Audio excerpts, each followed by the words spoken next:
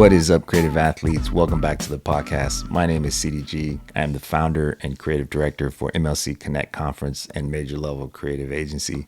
I was also the creative director for the Houston Astros and the Houston Dynamo. But enough about me. Let me introduce my co-host and guest. I'm joined today by Ross Yoshida, the senior director of design for the world champion LA Dodgers, and Mekale Jackson, who is, of course, our podcast guest today. And he is currently the senior director of global social media strategy for Under Armour. Phenomenal position, phenomenal role, and just incredible friend and colleague that I've learned a lot from. He previously worked as a senior manager of social media strategy with MLS, which I love because I have MLS in my blood. And prior to that, he worked as director of digital marketing and strategy for Rock Nation.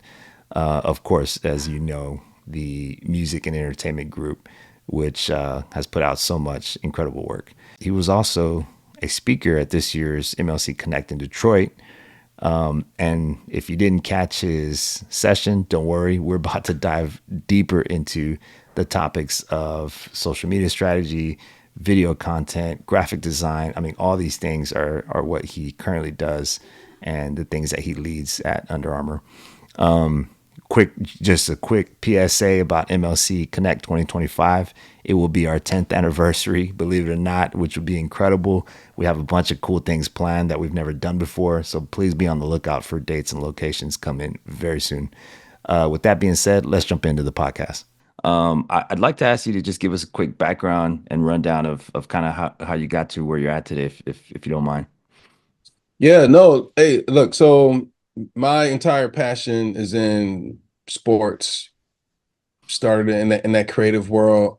Taught myself graphic design in college. And then, I wanted to break into sports, but I used design as a tool to break into it. So ended up going to the Merchant Marine Academy, which is a smaller Division III school out on Long Island. Got my start in the public relations office, sports information, just designing like brochures and media guides. But I was only there for, 5 months. And then a job at St. John's University opened up, and I was doing all the publications, the media guides, the posters. I was there for 12 years, just doing everything that they do in college athletics. Um, and I'm giving you the very short story, and then from St. John's, I was doing a lot of stuff, and doing things in marketing, digital, social. Did all their print ads, their posters, schedule posters, and anything that you could think of in college athletics. But also, I wanted more experience. I wanted more experience in just the world of sport. And I couldn't leave New York. My wife was doing very well in the fashion space, so I started to freelance. I started to freelance for a bunch of different schools around the country, like 10 different schools, including Michigan, Northwestern, a bunch of other That's folks. awesome. And then started to do a lot of design work for the NBA, a couple different NBA teams, Bleacher Report, just a lot of just sport entities, all while like working full time. But And then ended up going to Major League Soccer. I was there for 3 years, helping to lead their social media team and their strategy. Went to Rock Nation for 2 years, led the digital team there for within the sports vertical, and then came over to Under Armour, all while using design as that background as that tool to just kind of communicate marketing tactics. yeah, I think we met when you were at the MLS. Yeah. We met through our friend Roxy, and that's honestly been really cool to just kind of see from my side and stay in touch. I think that's one cool thing about Connect and just LinkedIn in general. When you're in the sports world, because I definitely want to find out more about what you took to Rock Nation and then kind of what led you back to sports. Sounds like you honestly never really left entertainment, um, but it sounds to me like you're a bit self-taught as a graphic designer, but also got some professional training as well. I'm just kind of curious, like what how did you master that skill? Because I mean, those are some pretty big clients that you were taking.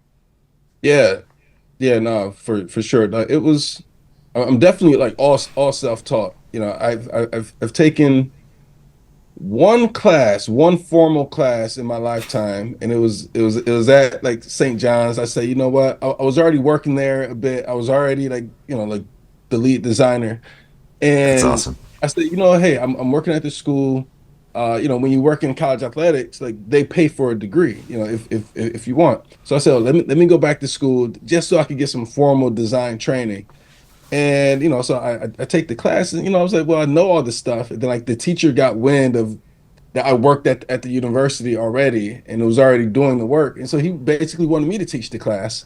I'm like, I'm not about to sit here and teach the class. So I you know, I left. I said I'm not doing this. But I'm a self-taught designer. This is before YouTube. I kind of just taught myself Yeah. how Wow. to just design, and just trial and error. I see something, I just go and just try to make it. I follow tutorials, but a lot of the times it's just asking questions and putting things down on paper. Like there is no one who actually sat down and taught me how to do it. Like when I got at in college athletics, first thing I had to do was design a media guide, a 200-page media guide. But I never really opened InDesign. I didn't know how Oh to man. design it. Wow. I didn't know like the proper, print setup. So I would be on the phone with the printer. I said, "Well, hey, what do you need? Like, well, what's the export settings?" So like they will walk me through it. So I Mhm. was really Wow. learning like, just baptism by fire, and it was just trial and error until I got it right. Man, it almost sounds like me trying to fix my washing machine the other night. So on the phone with my uncle, like, oh, how do you do this? Um, Yeah, but what did you major in when you went to college? And what made you want to like go into the design realm? I majored in English literature. All right. So Oh, yeah, it was all right. So the reason for that, when it was time for me to pick a major in college, I went to the University of Michigan, and it was like, I was Let's go. entering my junior year. I said, man, I got to pick a major, and I didn't want to do math, because the thinking with math, or in any math related topic, like, there's always one answer. There's one answer to 1 + 1 = 2. There's no if, ands, or buts about it. The Yeah. answer is going to be two. there's no creativity to it. Right, exactly. And and this was right before I even got into design. I was doing things on like Microsoft Paint, things like that, but I wasn't doing Wow. anything with it. So I Wow. didn't want to do math, and I said, well, I could do English because it's general, but also there's no way that you can fail me if I'm arguing that the sky is purple, even though it's not. As long as I can like creatively articulate why I believe the sky is purple, there's no way that you can like give me a failing grade on a paper of my ideas. So I said, I can do that. Let me be an English major because I can, creatively think about, ways to kind of get to the solution that I need. So I chose to be an English major. And then by the time I got That's into hilarious. by the time I started designing flyers for my fraternity, for our parties, I was already deep into like the English credits. And I'm like, I'm not about to change my major to anything design. So I just stayed the English route because I can get creative and tell a story. Yeah. And there's a lot of copywriting, right? When it comes to like titles and headlines and Yeah. yeah. I feel Yeah. like That's flyers actually, are always the gateway into design. Yeah. Yeah. Flyers. Yeah. Yeah. I was doing, all of those party flyers, and like really just that's funny, man. exploring, man. Like that's what it was. That was my Yeah. first foray into, and this was at the start of social media. So like right when everyone started to promote parties via Facebook events, that's when I started to like design party flyers. So I was at the initial boom of social media. Yeah. Kind of aging myself here, but it's all good. Oh man. Yeah, I think that was one of my first projects. Now that you mentioned it, Ross, was a flyer. Actually, I have it somewhere. It's hand drawn though, so it's pretty gnarly. This is Wow. before I even discovered Photoshop, and much like you, Mekale, I think I was in what did you call it? Microsoft Picture It Yeah, or paint. yeah, Paint. Yeah. Yeah, I think there was another one too that was like barely. advanced. It was like picture manager or something. And Mm. yeah, that's hilarious, man. But no, I love to. I mean, honestly, that's like one of the best ways, right? Because I always tell people this, like in academic in the academic like college world, you're learning like the tools and the philosophies, and but you still have to do the hard understanding of the work, the actual like application of it. I mean, like you still got to learn. Obviously, you still got to learn the tools and what they mean. I remember taking a test in college where it was like it was all the tools and I had to like say what they are. And actually, that's a really good like intern project. Like you should know what everything means in in design and Photoshop, all the little icons. I kind of do that with Premiere now. I'm like, okay, let me make sure I know what all these tools are. But I guess it's kind of two questions in one. I was just curious in the last 10 years, you've had such an incredible journey and you've had a chance to work with some incredible brands on the freelance side, but then you've also had a chance to work, full time with these incredible brands. So I was just curious, one, how did you make some of those connections to, get clients like that? And then also, throughout this process, was there a mentor or did you have a mentor that, was able to kind of, make introductions for you or even, show you the way? Gotcha. Yeah. No, I haven't. I never had a mentor. So like there's never like any one person specifically that's Yeah. like, giving me advice on navigating through like my career kind of trajectory. There were pieces of people like, Hmm. there's always those people that's in my life where they say something and I really like hold that close to my heart. Like my first boss, Mark Frado, like, he's someone that, he was always there, like, because he's the one that, initially opened the door, gave me opportunity at St. John's. So it's like he's someone that, I've always remained in contact with, and this is dating back to 2007, so, Wow. but, I wouldn't say that that's not necessarily a mentorship relationship. It's more so Right. hey, he's kind of like, open that door and like we've, remained in contact. Um, Hmm. but like ultimately like it comes down to like one I'm big into my faith, so like like there's a lot of it. It's like look, it's just God's grace and favor. It's I'm gonna have to point it to that, but like at the same time it's like there are things that I kind of you have to do just naturally. So Right. I would say like going along that journey, it's you know it it's a hustle mentality. It's a like, all right, well, if I have this goal and I want to work in sports, all right, well, if for anyone, like anyone was just start applying for jobs. Like, okay, that's one way to go about it. Like, yeah, you're gonna apply for job after job, you're gonna go on interview after interview. And I think that's fine. Like that's how I got into it. But like once I realized when I was in college athletics at St. John's and I wanted to advance my career and being at the biggest Division I school in New York, if you want to stay in college athletics, you kind of have to move around from city to city, state to state. And because like really that's the only true way to grow in college sports. If you want to have a long career like continuing to advance. I didn't have that option because like my wife working in fashion, so it's like where else was there for me to go? And like I wanted the lights, I wanted the big school, I wanted like Yeah. to stay in Division I, and Rutgers was, an hour and a half away. So St. John's was it. So I was like, well, how do I advance my career? How do I get more experience? And I want to stay in Hmm. sports. So, like someone had, like I was at an industry happy hour and, some guy, he worked at a smaller school in New York. He had came up to me and he was familiar with my work.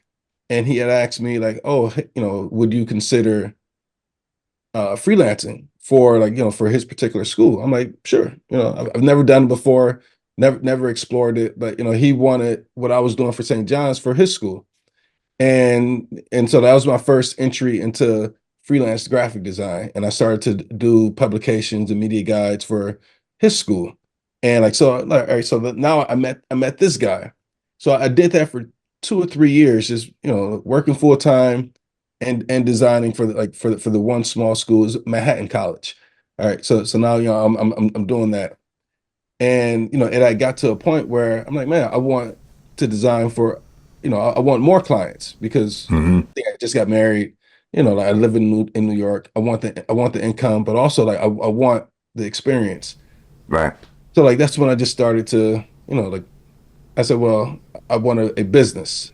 So I said, well, do I create my own business? Do I like, come up with the name like, you know, Blue Creative, like whatever it is, like, I didn't want to like name a company. Yeah, I didn't want to create this business entity where it's Right. like if I reach out to someone, they'll say, well, who the heck are you? Like, what company is this? So I said, I'll just LLC my own name, because if I reach out to them, I want them to know that it's me. Yeah. So I started to read, I made my website. I went through about a bunch of different versions of like what that website was going to be, how I was going to brand myself, and I started to like just cold call, cold email a bunch of different schools. Mm. Heard a bunch of no's. Everyone said no, like because it's like they didn't That's have the cool. budget. Like Yeah. I knew what the budgets were, and They couldn't but afford you. well, I mean, I was cheap back then, but it's like the schools just don't have budgets. So I think like even throughout that process, I was targeting smaller schools, and like the schools just don't have budget. Like, even though I Yeah. was, Right. not charging much, the schools just didn't have budget. So like that's just what it was. But through that process, you meet a bunch of people. And then like, once you get to the yeses and you start doing work for them, okay, great. Now you're building relationships. So it's like if I'm doing work for Michigan, and then like once the guy leaves from Michigan, he goes to the Phoenix Hmm. Suns. Now I'm doing work for the Suns. He goes to the Cleveland Cavaliers. So now I'm doing work for them. One guy goes to the Big Ten network, and I'm doing work for them. And then it's like, okay, well, you're doing work for all these people now. And now recommendations, they recommend you to someone else. Now I'm doing work for Northwestern. He goes to be president of a lacrosse league. I'm doing work for them. And now it's all right. Now I'm doing a few things. And because St. John's had Chris Mellon as the coach at the time, we go to the NBA offices. And then it's like you hear some insight as to like how they're doing their social graphics. I'm like, oh. So then you send some more cold call emails, and you get the right yes. After hearing 50 no's, you get the right yes. And then it's like, all right, well, now Love you're it. into that ecosystem. And then like sports is a small industry. So like once people start bouncing different places, they bring the best people with them. So I'm all about developing relationships, doing good work. And then just, you have to constantly try to keep getting better. And when it comes for jobs, it's like you have to constantly keep applying, but you have to just be really good at your craft. Not sure if that Yeah. even answered your question. It was a long-winded No, it does. maybe. Yeah, no, there's a lot of really interesting tidbits there. I mean, just to, a lot of times when, we have a guest or, someone sees your profile on LinkedIn and sees what you do now, it's just like, oh, I mean, sometimes it's like they knew someone or, they submitted and applied and they got it. Like, but to hear that, you applied multiple times or, cold emailed and called multiple times and hadn't said no, whether it was, freelance or a job, like, I mean, that just goes to show. I mean, there's so much value in, making these connections and, Yeah, It's getting to so know very people funny. and Like, developing that once you're in that reputation. freelance, that sports design freelance world, I was in that for a little bit, believe it or not. In my, in the few years I wasn't with the Dodgers, but like what we have that term creative athlete, and it's very much almost like being a college athlete because yeah, like you'll have a good relationship with a coach, and then that coach might go to another school, but then he'll bring his best players with him. And it's just kind of like what you were mentioning. It's like you're doing work for someone that works for some college or team, and then that person leaves, and then they bring Yeah. you to the next place. It's just funny how that works out. yeah. Yeah. No, for sure. But like even like the other aspect of it is, I'm a believer that like you are where you're supposed to be, or the doors open where it's supposed to open. Because I That's never good. expected to be at Major League Soccer. I was applying for NBA jobs because I'm like, oh, hey, I love the NBA. It's like I wanted to work full time at a team or a league. But like but also I wanted to get out of the graphic design space. Like I knew I wanted to be a decision maker and the ones who hired the creatives. So I was trying to Hmm. get out, from any job that had a graphic design title in it. And, like those particular companies, I guess, I didn't, I wasn't the right fit.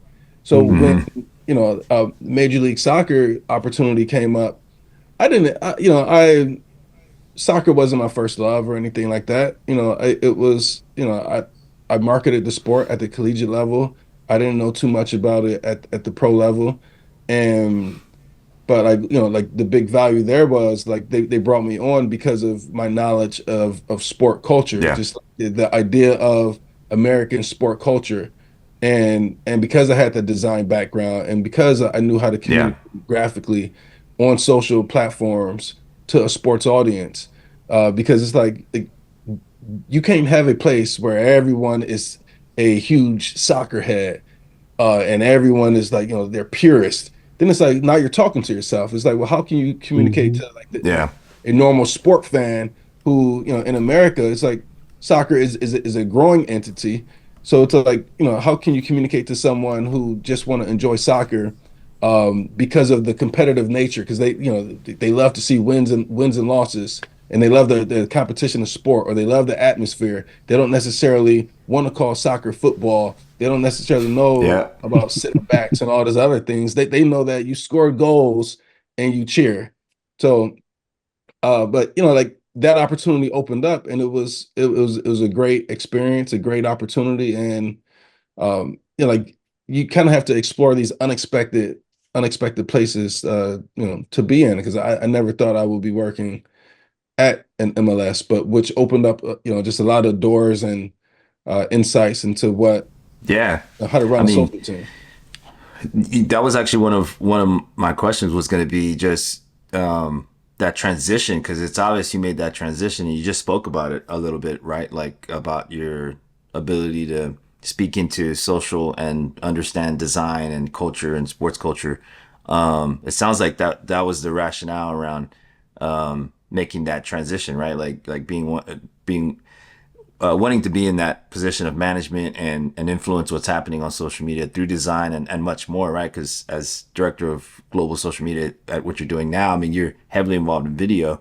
So I did want to talk a little bit about the role that you're in now. I mean, and you spoke a lot about this at Connect. You showed so many cool examples, and I just kind of wanted to start from the beginning, like your role now. Can you just talk to us a little bit about what is the director of global social media strategy do? Yeah. So I oversee Under Armour's global social media strategy, and that's, like we manage the social channels for not only like the global Under Armour account, but UA basketball, UA football, UA running, women's, Under Armour FC, UA sportswear, Curry brand, and we support Project Rock. So it's we'll set the strategy, and develop the content for those particular social channels, ourselves, and then we'll communicate that strategy out to our regional partners, and our, like the other regional teams will create their own content. So like, like the teams in EMEA, APAC, Canada, Latin America, like they'll create their own content for their own regionally led channels. Because I'm a creative first marketer. Like that's my background, and I know, like, anyone who kind of, sits in different chairs, like, like they have different ways that they lead. I had previous Right. managers who were more data and analytics first, so like, they are leading by that. But I'm Right. a creative first, storyteller, marketer. So that's how I lead social content. I embrace, connecting to like just the creators around, the space, the creators around the world, the creators around, America, to just create, just dope content. So when we're creating those strategies, like, yeah, like we want to communicate, to that audience, and we want to make sure that Under Armour is hot. We want to make sure that, like, or it's one of my focuses for people to see Under Armour in this light that, maybe that they didn't necessarily see it before. And also it's like it's the loving athletes approach to it. I've been Yep. in sports my entire career. I love athletes. I love sport. I love just the energy around just sport and fandom and athlete storytelling. Where it's like, okay, well, bring that over to the Under Armour side, where like, whenever you're talking about these big brands, the Nike, the Pumas, the Adidas, the Under Armours, they're based in athlete storytelling. Like, like everyone is Yeah. synonymous with athletes. So like my entire background is in that particular space. So to be able to not only storytell around, just athlete performance, and then, how it ties into athlete culture and like the culture around the athletes, and then how that ties into what it is that you wear. You take all of those ideas and you put them onto a social channel, which is like the number one driver of just when you're communicating out to the public. That's where you're going to go when you're searching for something. Yes, Yeah. you have an older demographic who's going to go to Google, but like you have that Gen Z audience who's going to go and search in TikTok for Yeah. something, or you're going to go to Chat GPT and ask a question, like whatever it is your mode for looking. More than likely, you're going to go to a social channel, YouTube, like wherever it's going to pop up. So to be able to create content, and it's tough, right? It's tough because everyone has an opinion. Everyone has a social channel, or at least most people. So everyone has a perspective on what should be posted, what should not be. But that's Oh yeah. you know I love people with opinions, because if I'd rather have someone with an opinion versus someone who what's the word I'm looking for? Someone who's Yeah. Not interested at all. Not apathetic, even. or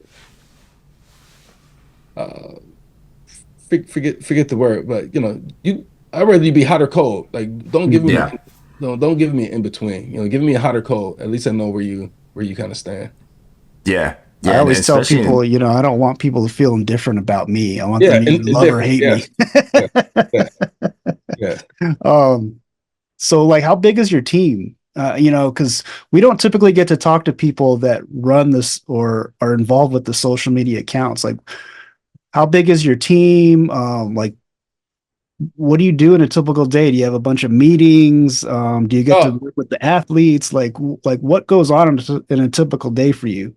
yeah. So I'm in meetings like all day. I mean, like my days are filled with meetings. But one thing I do like to do when I'm when I'm connecting with just different creators, whether it's a designer, a videographer, just someone, people in the industry.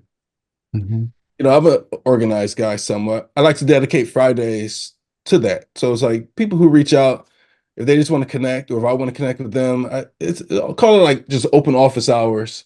I send over like a calendar link, and I'm like, hey, I'm if you want to talk, Fridays usually work best. I just dedicate time, Yeah. and it's a skill that when I'm talking with folks at the NBA, or when I was interviewing, or as as a freelancer, I hear these tidbits. And one thing that the NBA does, they take every phone call, like they take every kind of meeting, because they're at the forefront of technology and these new Yeah. things. So it's like if you take the call, like you see what's coming, and you hear all these different companies and the innovation there. So and then it's like the things that we've done at Rock Nation is like we take those meetings, like we take those agency calls where people are pitching products and doing X, Y, and Z. So I've just kind of taken on that mindset of like, hey, I'll take the call, I'll listen to them. So like that's just one aspect of my particular job, but the my actual team, it's a team of on the global side, there's 8 full-timers, and everyone has their own dedicated category. So there's a manager for football, a manager for basketball, for Curry Brand, for Under Armour FC, and then we have agency support. So there's a couple different agencies there. Agencies, one agency that I came across is working in sports. And then I have a roster of different freelancers whom we use for content around the country. Anytime that, we have different, athlete specific shoots, we, just contact one of those creators from from our network, whether it's a grassroots event like a UA Next event, whether we're in Orlando or New York, like I'm pulling from these different creators that, we've just kind of come across, whether, we've all known professionally in some capacity, people whom we've just kind of networked with, and Yeah. we love their work. Um, yeah, so it's a roster of maybe, 10 to 15 different creators that, I'm always looking to kind of expand it out. So, if anyone listening to this, if you want to be a creator, hit me up. Fridays usually work best. Let's chat. We'll put your socials on the screen there. Yeah, appreciate it. um, yeah, man, and I love that that type of just philosophy of listening because honestly, yeah, I agree that that is where the innovation comes from. People who are younger than you, more hungry than you, more, um, just running in companies that have nothing to do with sports. I always, anytime I would hire someone, I would always try to stay away from just a sports like fanboy or fangirl where it's like, hey, I'm just obsessed with this particular sport and every other sport doesn't exist or these two, these players are why I'm working here. It's like, hey, these players won't be here for a long time. Um, so yeah, no, that's great, man. I appreciate you sharing that. And one of the things I was also curious about is because I have seen some of your work, and I have seen. I mean, again, through your presentation, you just share so much.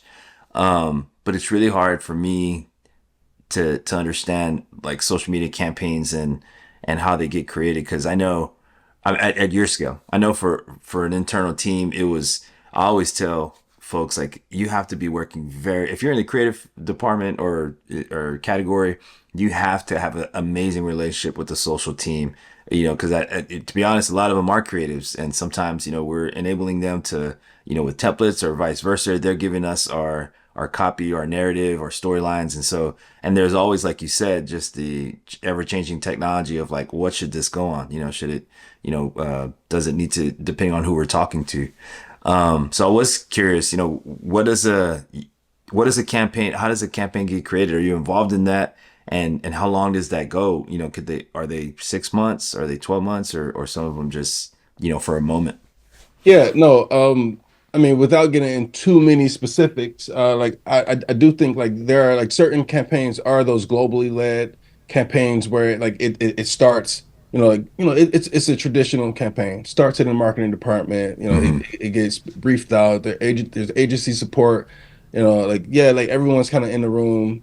But those are like the globally led sort of campaigns. Then there's the regionally led campaigns which are set like it's whether it's an Americas based campaign, one that's based in Europe or APAC. Again, like those are more on the traditional kind of scale, and like everyone is inside the same room. There's the big branded spots. Like yeah, we're gonna put those on the traditional paid media avenues, whether it's like streaming services or it's gonna go on and on the back ends of like the YouTubes, the Instagrams, X, Y, and Z. Like we're all a part of those conversations. And then like there's the click downs. There's the all right, well, what's the extension of the big overall campaign? Like what are those social tie-ins? What are those sport marketing and athlete related tie-ins? What's the influencer angle? So like, all of those are a part of those larger campaigns. But then like there's the social only campaigns, which is like those are ideas that are derived just straight off of social media, and Okay. like we've done several of those where it may feel like a larger campaign, but really it's born out of social. It's born through insights. Is born through things that we've Trends. seen kind of trend up through Yeah. TikTok or any other social listening tools, and we'll develop those creative concepts ourselves along with our creator partners, or we're just sitting in a room. Like you'd be surprised at the amount of creativity that could come out of just a weekly one-on-one meeting with people on my team, and Yeah. just to bring an idea to life because you could get there faster, when it's a social campaign. So, Yeah. um, but it's anything as small as myself and a couple other people on my team, and then we work with a different creator. We kind of pitch the idea to them. They come back with their approach, and we go out and execute it. And then like the larger campaigns, it's a bunch of different marketers sitting in the room, a bunch of different creatives, a couple different agencies, and you kind of it's a traditional approach. You kind of go back and Yeah. forth. You write the treatment. You know it's a traditional approach to campaign development. Gotcha. Yeah, that makes a lot of sense, man. And I think you know, it it may seem like, well, this is just an everyday kind of week to week for you, but for folks who are, wanting to be in the role that you're in, take your seat one day, or even just on the creative side that have that calling towards social, this is the type of information that they really want to know. Yeah, yeah. Um, The big thing about that is, and like one thing I've learned throughout my entire career is like, look, if I don't know something, I don't know something, and I will open my mouth and ask a question. But I'm yeah, also a believer in like I'm going to walk in whatever room or whatever company, whatever situation I'm in, and I'm just going to be my honest to God self. It's like, well, hey, I know how to get something done. Now, I may not do it the way you think it should be done, or it's like, how you traditionally do it. yeah, But if we need the end result to be this, I can get here. No, yeah, and then it's like, like who's to say that my way isn't better or worse than your way? hmm, I'm like humble enough to like hear feedback and listen to criticism and do all those things. But like if something works, it works and you kind of pivot along the way. It's just like you can't necessarily get caught up in process all the time because too many processes impedes progress. Now, how can you ever make progress if you're hung up on something that you were taught at whatever X, Y, and Z company ago? Because it's like, oh, well, that's the formal way to do it. Yeah, but is it the right way? I mean, like you can create something and still get to the end point. Maybe it's faster. Maybe it's a new way to do it. Like there's always yeah, new. Social media changes all the time. So who's to say? Like what one minute, what's the guy's name from Instagram? Adam Masuri. Is that his name? Like he can say something on Instagram and say, oh well, we're optimizing Instagram Reels this week. And then the following week, they're optimizing photo carousels. So it's like, who's to yeah, say that, like there isn't a right or wrong way or a different way to go about doing something? You have to always be thinking like, how can I evolve and like, like how can I create and learning to like let go as creatives and people in social space. It's easy for me to just try something out. Like, all right, cool, let's see if it works. It's much more difficult for you to tell someone who's more left brain or someone who's on the analytical side of things to just like, hey, let's see what happens. Like, no, they're wired differently. yeah, So people in the creative space, we just have to learn to embrace it and just go. Like, there's no right way to do something. right, If I showed you my Photoshop files, I'm like, hey, look, I don't layer my files. I don't do things. I've never been formally trained, but it's like I can get to yeah, in product that is used by big brands and leagues, and it's like you'd be surprised. Like it's a funny thing because it's like I sitting on this side, if I hire a designer, and I've hired designers in the past, people I've looked up to, I'm like, man, like, they know exactly what it is that they're doing. And then, I would do a little cheat code. It's like I hired a designer, if I'm working for the league or whatever, I say, hey, we need yeah. your layered files. And I peek inside the layered files. I'm like, they're just like me. They don't know what they're doing either. So it's like, That's oh man, funny. all right, I'm on the right track, man. It's like Yeah, all of us, we have our that's ways. good to hear. There's no right way to do something. You do it your way because we're hiring you because of your expertise, not for you to Yeah, be like us. Like, no, we want you to be you. And Man, Mikhail, we're just really glad you didn't go into math. You know, man, yeah, because I could feel the passion coming through the microphone right now.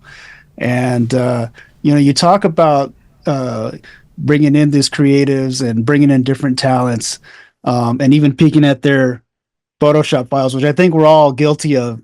I've actually learned a lot from Chris, how he, does his layers because my layers are all over the place, and Chris just looking at his files was like, oh man, like I gotta get organized on my side, but uh, when you're bringing in these different creatives and like, what kind of people are you looking for? Like who are you looking for? What are you looking for? yeah. So I usually look at it through different lenses. So like if it and it Hmm. depends on what am I working on. Like if I know that, hey, we're working on a project and It's a social first project. It's very like we're just executing it from a social team and maybe one or two other cross-functional partners. Like, all right, well, it's a different type of person I'm looking for because it's like I just got to deal with them. And so, I'm looking for people who just understands culture, understands sport culture, because it's like I don't necessarily need someone who can communicate to a highly matrix organization. Like, no, I need like the secret sauce. Like, I want someone who Yeah. just understands how to create. I don't need the big fancy deck that you're just gonna, upcharge me for because it looks pretty. I don't need the, Thank you. all those other like, just stuff. Like, give me a good story and give me some dope creative, and just deliver it to me. So, I'm looking for like just people who just knows how to create. And because like I've been infused within that industry, I'm also looking for people who maybe like they didn't necessarily have an opportunity to ever create for larger brands, or they just needed a shot, or it's like you kind of have to like just dive deep. And I'm willing to dive deep into the trenches of like, hey, where are those creatives at? Because I like like there's all that. the big agencies, because all they're doing is curating the same talent that I'm looking for. And like, Yeah. That's true. that's great in some capacity. Like, I think those agencies are great. We work with the agencies. Um, you know, uh, they are good to partner with. But I also like to, you know, one of my favorite movies is American Gangster. All right, so Denzel That's a Washington. good film. Yeah. Uh, I like American Gangster. I like dark TV shows like The Wire, Training Day. Anything like that. I'm a big I'm big into that. So I'm a believer in cutting out the middleman. Like, hey, I'm not. I'm from Detroit as well, so it's like I'm cutting out this middleman. I'm going direct to the source, and like I'm going direct to these creatives out there who these other guys are hiring. So like I know how to talk to them. I was one of Yeah. them. I know what it is. So that's what I'm looking for. Sounds And like then, you watched Breaking Bad too. yes, I watched Breaking Bad. It's top five show. So it goes The Wire, Breaking Bad, one and two in terms of like my favorite TV series of all time. You know, That's where you learn to cut out the middleman. yeah. So I cut out the middleman. But like if I'm working with, if I know that they're going to be a long-term partner, I'm looking for someone who gets it. I'm looking for someone who's Yeah. has a diverse staff. For me, it's like I want a diversity in thought, diversity in people.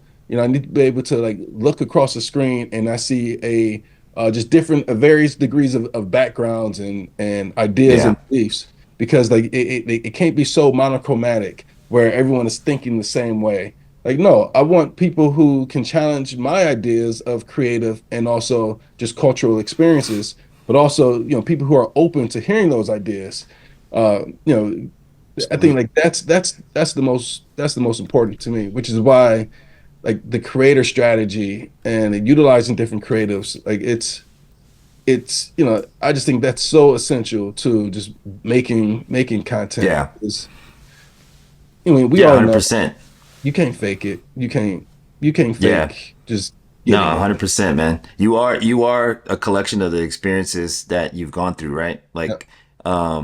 And that's something I really wanted to ask you because, I mean, we're gonna get a little bit more granular into video, which is where you have a lot of. It sounds like you have a lot of influence on, but where do you get your inspiration from? How did growing up change who you are and what you do in the role now? I mean, you talked about growing up in Detroit. You talked about kind of kicking down doors, and yeah, just talk to me a little bit. Like what are some of the things that shaped you into the kind of culture creator that you are now?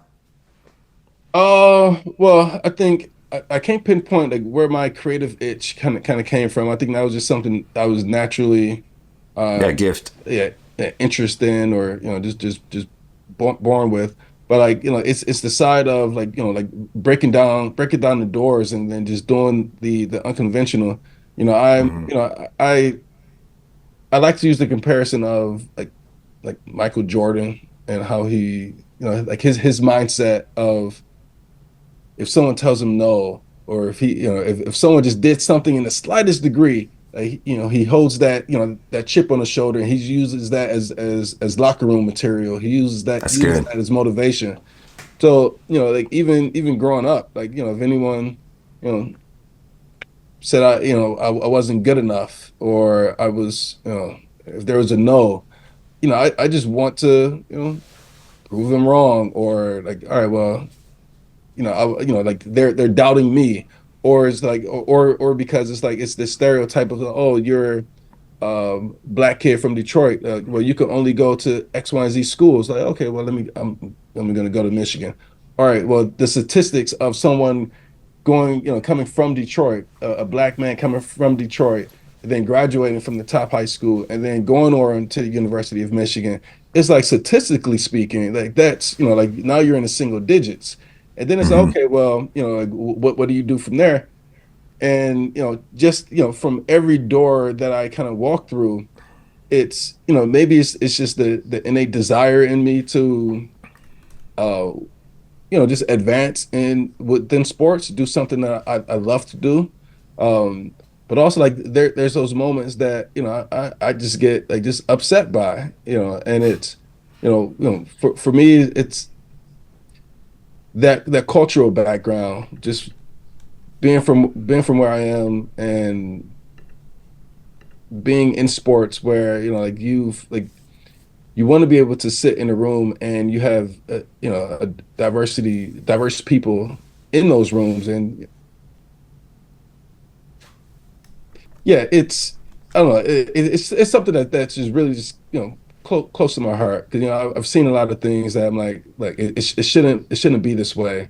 So Yeah. to yeah, it just shouldn't be that way. Yeah, I kind of look at you as this like um evangelist of culture, man. It's like, I mean, you don't have to be you like you said, it's pretty obvious when you see a commercial or a campaign, you're like, that doesn't speak to anyone except for maybe like, an agency deck where it's like, hey, this is our perfect, profile person, versus like some of the stuff that we see from Under Armour or the things that you're involved in, how you design, like, it's way overdone. It's like, I mean, in a good way.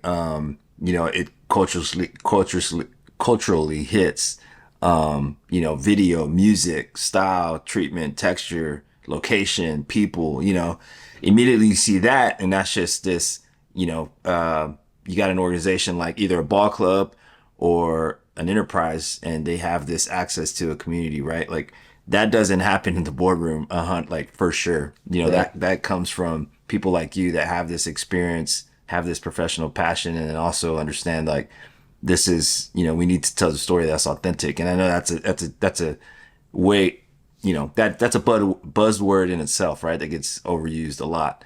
But in reality, I think that's what we do in design, right? It's like, hey, this is dope, this looks cool, but also here's a couple glimpses of uniqueness. And in video, I know that's of course very intricate, right? Like you have sound, you have motion, you have visual. So I was curious, like, what is your philosophy there? Like, do you heavily influence, video over graphics, or is that like your zone, or like what's your philosophy between like, hey, let's go with this and a a treatment campaign versus like a sound and motion campaign? Yeah, so my area of expertise isn't necessarily video editing. I'm not an editor. I don't know how to use Hmm. Premiere. I don't know how to.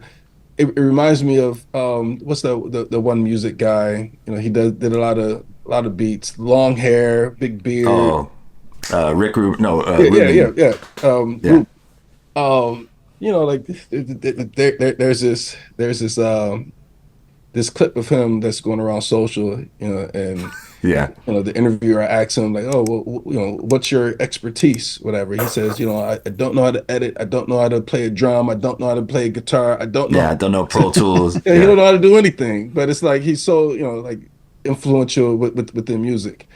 I'm not him at all, and I'm not an editor or anything like that. But what I do know is the creators. I know it when I see it, and Hmm. when these creators make something that's cool, and when they make something that is relevant, and and it's the story that's kind of being told. It's this authentic nature. Those are the things that I kind of lean to. But it's more so is not just that. I know that I'm a graphic designer by trade. That's what I grew up learning. That's what I know. But like when you're leading a social team, it's like, well, we know that it has to be a mix of between video, photography, graphics. So like you just have to know creative this overall, and it's usually like video is that the number one piece of content that we're going to utilize, whether it's a lo-fi, hi-fi production. Video is usually it, and then it's photography. And so we want to make sure that we have really good photography, and then I think being a graphic designer, it kind of helps with all of that because designers usually know editing, they know coloring. You can just tell with your naked eye Yeah. what's hot and what's not, and then I think designers know how to communicate to those creators who are making the content. And then like, if you know strategy in the social side, it's easier to communicate to cross-functional teammates of like what a strategy is and hey, this is what we're Yeah. doing, and then take that and communicate to the actual people who are making it. So you have the best of both worlds, but you just have to be able to unlock your left and right brain to be able to work with both sides.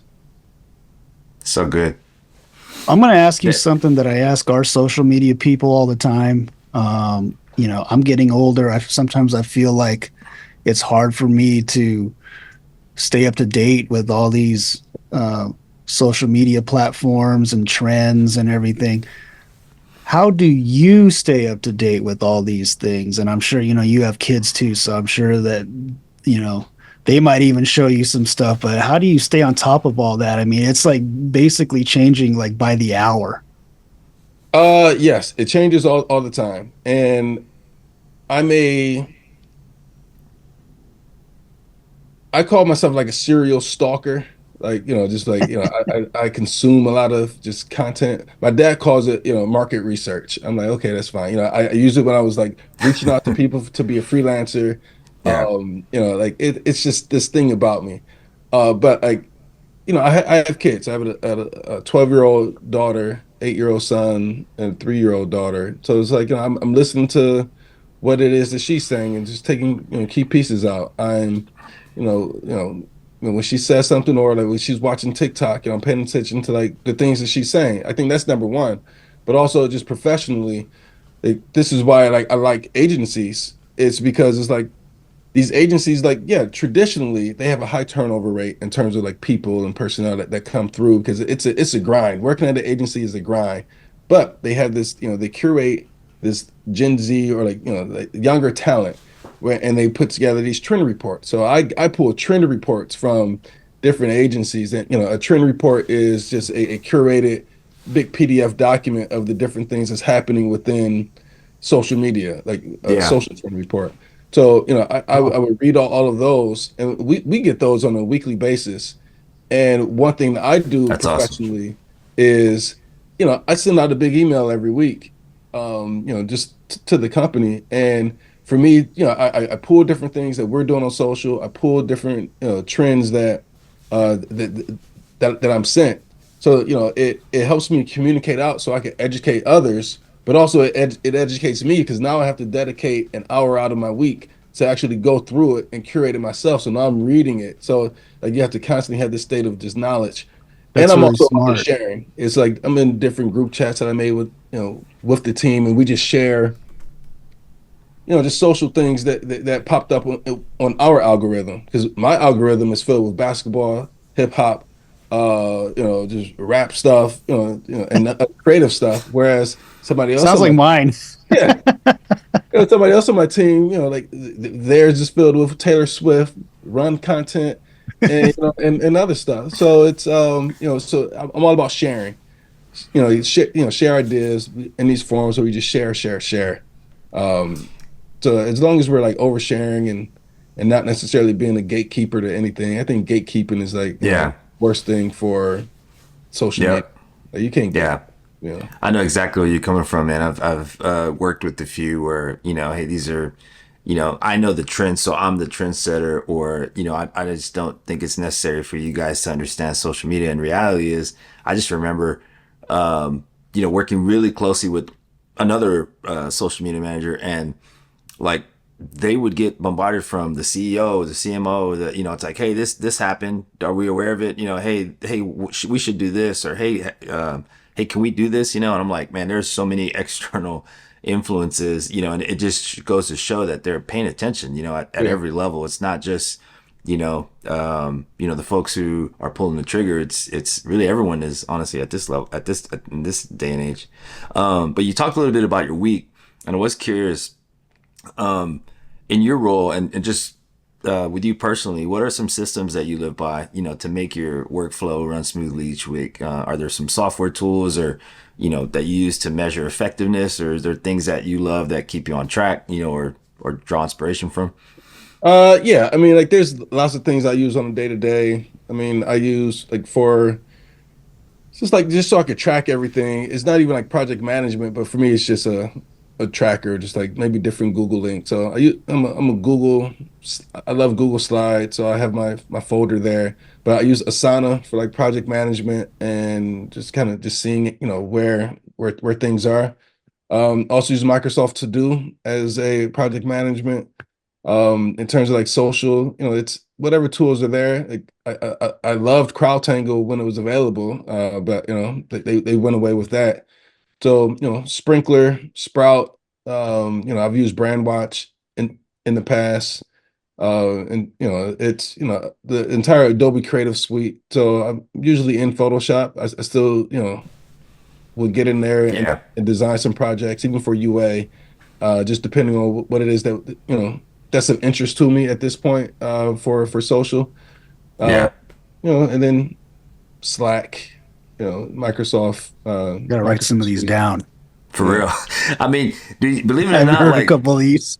for real, believe it or not, man, it's like just one app. I believe one app or one software tool could just change your whole like flow, man. It's like, oh wow, that's what he uses. Yeah, like I remember telling someone I use Pinterest for to stay up with trends, and they're like, oh my god, like my wife uses Pinterest. I'm like, no, like it's not just for fashion and like small like cute things. I mean, this is for like, I mean, fashion, like heavy, player fashion, sports fashion, street fashion, design. Yeah. So it was just, yeah, some of the things that you just mentioned now, they might seem like, well, this is my kind of collection of my weekly flow, but I definitely pulled a few out there, from what you just talked, and I hope listeners do the same. Um, okay. Well, man, we honestly have a bunch more questions, but we also want to kind of keep the flow going as well. We have a portion of the podcast that we kind of want to find out a little bit more about you too. Just some quick, we call them hot seat questions. And also Okay. I do want to keep the convo going too. So when we leave, I mean before we sign off, we'll make sure and get your profile info. So if folks want to ask you just a question straight up on base what we talked about, or just connect with you directly. So I definitely Okay. want to say that because I feel like we can go on for another 30 or another hour. But let's just, Ross, you want to jump into the hot seat stuff?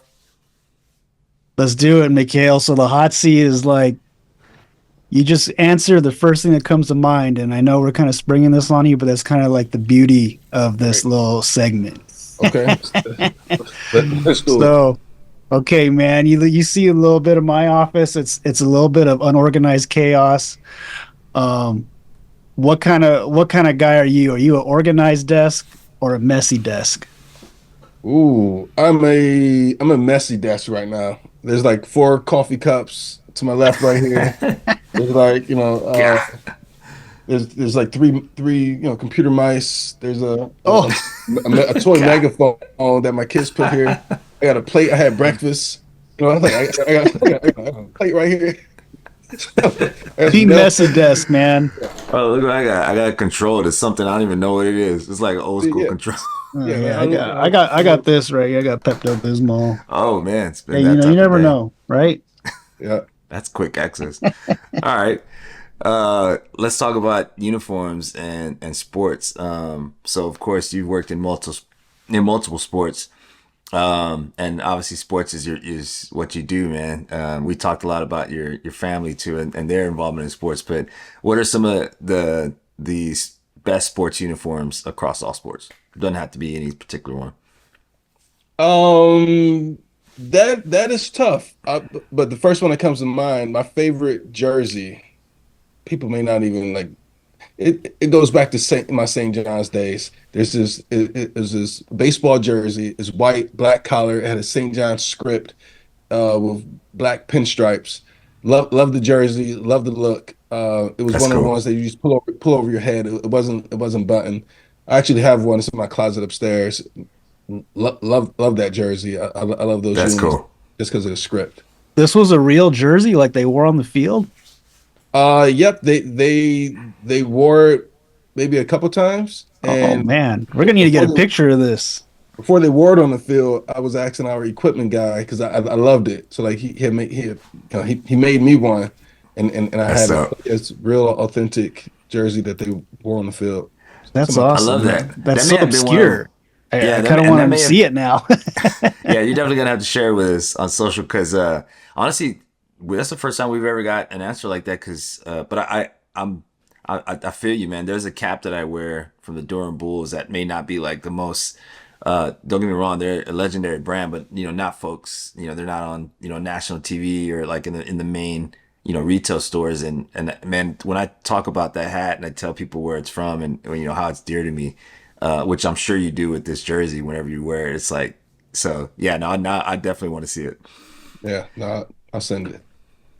So, All right, what's a go social for it. media trend that needs to go away? Ooh, mm. We need a hot take, man. Man, hmm. It's a good question. I mean, I feel like these days they're all so short-lived. Yeah, Um, And you probably partook in some of them. for sure. uh, I did. So I think the most recent one where I'm like, okay, it was fun for the week it was here, but it was like, give me my money. I think Okay. that one was like it was fun, but like if anyone falls for it these days, it's like turn on Instagram, like, turn on TikTok. Like, how do you not know that this is a Yeah, setup? Give me my money.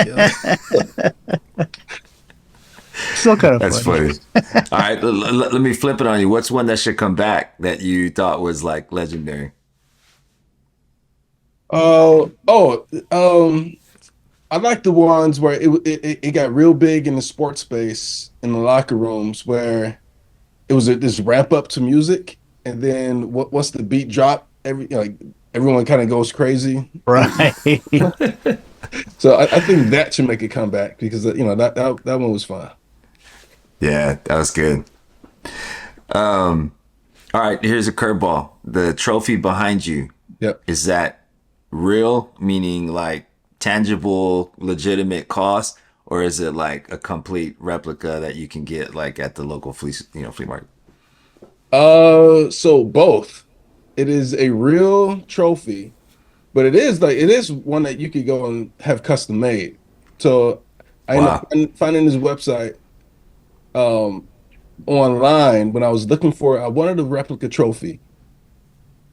I wanted a replica trophy, and I couldn't find one online. So I ended up finding this obscure site that like made these trophies. So I ended up going to the site, placing the order. Didn't hand over any money because it was so weird.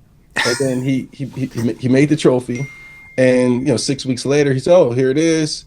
I'll ship it out." I gave him the money, and it got delivered to me. You kind of piece it together in three pieces, and so yeah, it was called like copy trophy. You go in there, you pay a bunch of money, Wow. and ironically, I'll say the longer story, but ironically, it's the same place that the NBA teams sends that the NBA league sends the teams and the players to go get their trophies made if they want one Yeah, for for trophy Oh cases or man. home. See, yeah that's hilarious. And for those who can't see or are listening, Mekale has like a full size replica, or not. Let's call it a trophy, a yeah full size NBA The Finals Larry trophy O'Brien. behind him. yeah Yeah, the Man. Well, beautiful. O 04 Pistons to be specific is engraved in there. It says 2000 oh. Oh, 2000. Well, I'm a nice. It's Clippers fan, so engraved. Oof. I'm gonna go order one right now. Clippers say good He's luck. got he's gonna have a spike in sales. Yeah. All right. One last question, man. If you weren't a social media manager or a social media global director, what would you be? Hmm. And I think without the with this thing also includes graphic design because if you weren't those, what would you be?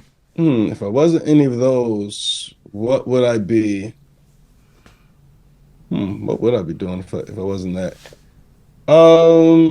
It's a good question. Maybe if I wasn't in this creative space at all, I'd probably be like a lawyer, someone who can like I can still like, twist the things the way I need it to be twisted or like argue the things that I need to argue or prove a point. So I'd probably be a lawyer. Hey, law is a creative field. You Yes. think so? Yeah. I've seen lawyers get pretty creative.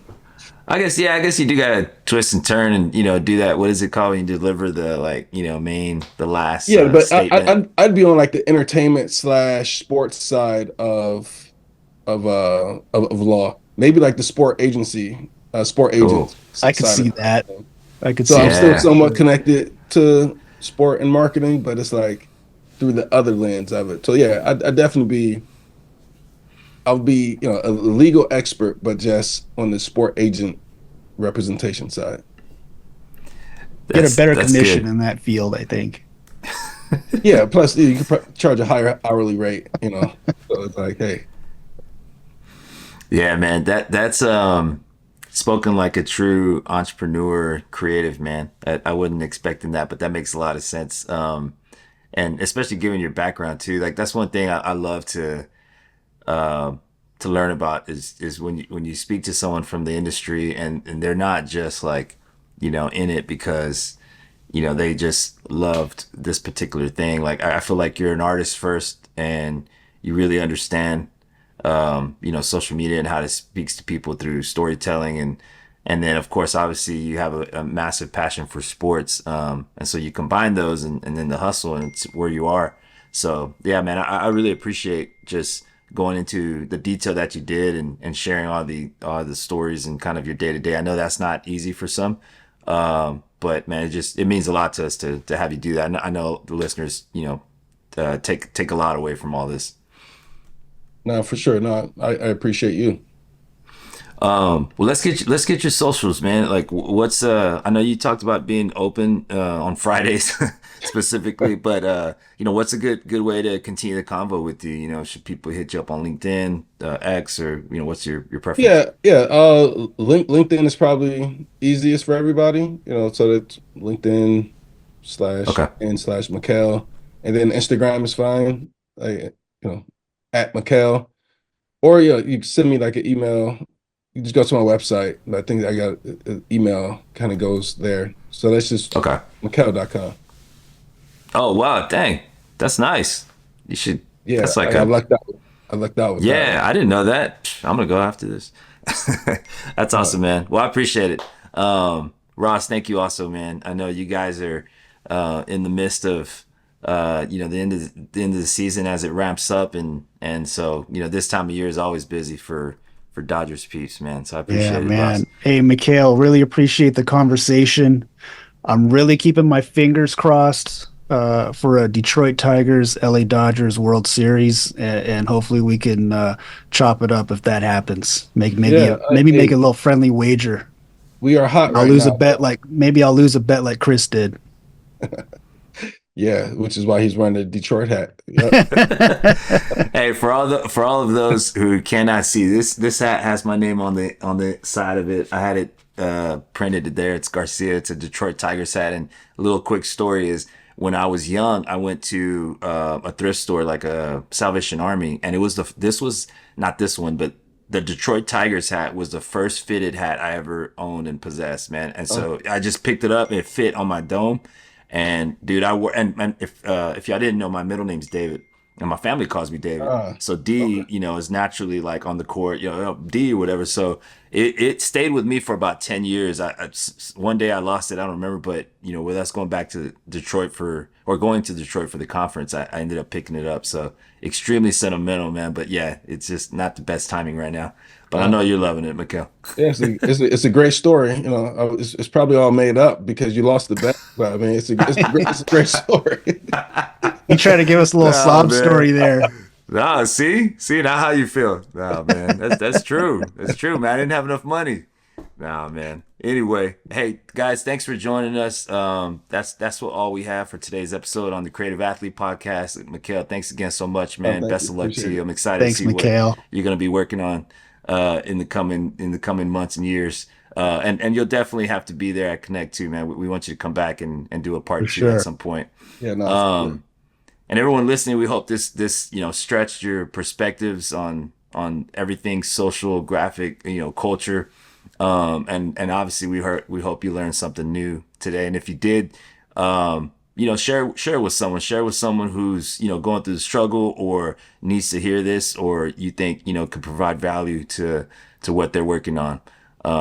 With that being said, next year is going to be the 10th anniversary of MLC Connect 2025. So look for that announcement very soon. You could find that out when it does announce at mlcconnect.com. But with that being said, let's go back to our day and have a great one, guys. Appreciate y'all, man. Peace.